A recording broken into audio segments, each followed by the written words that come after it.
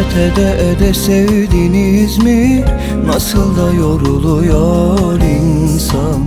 Hiç ağlaya ağlaya da güldünüz mü?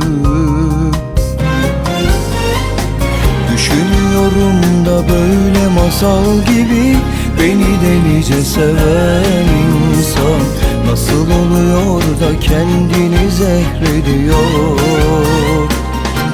Hayaksi aklı türüm herhalde ondan uzakta. Gömdünüz beni aşk mezarlığına. Her şey eskisi gibi olmayacak. Kırdığın ne varsa toplanacak.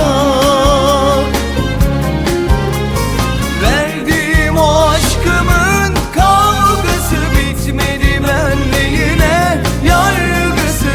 Susup anlatmak en hayırlısı.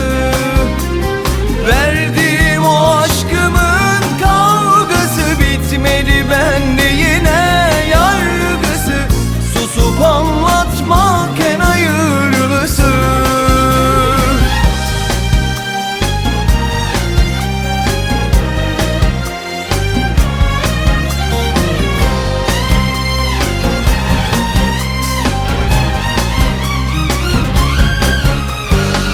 Hiç nefret ede sevdiniz mi?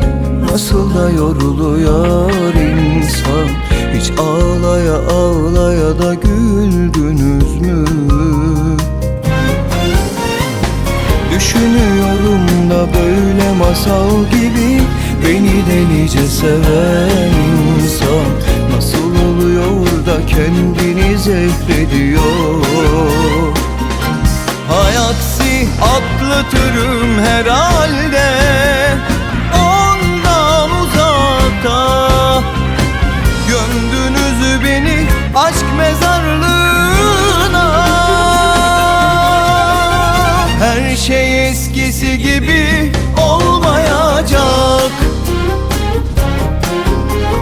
Kırdığın ne varsa toplanacak. Verdiğim o aşkımın kavgası bitmedi benle yine yargısı. Susup anlatmak en hayırlısı. Verdiğim o aşkımın kavgası bitmedi benle